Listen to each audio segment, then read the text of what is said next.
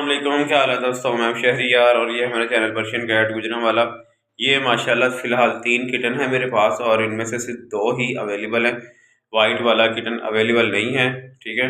और इनमें एक ये ग्रे टैबी में, ये गोल्डन में अवेलेबल है माशाल्लाह से। ये चेक करें, ठीक है। पंच फेस में किटन है ये, और अभी ये माशाल्लाह 27 दिन का किटन है, ठीक है। और माशाल्लाह बहुत हेल्दी है, एक्टिव है किटन। ये इसकी मदर है, ठीक है। और ये फीमेल भी दिखा देता हूँ आपको। ये ग्रे टैबी में माशाल्लाह से फीमेल है मेरे पास, ठीक है। ग्रे टैबी कहते हैं इसको, ठीक है। ये कलर चेक करें, नीचे से वाइट है। एक मिनट, ये अब नज़र आएगा सही,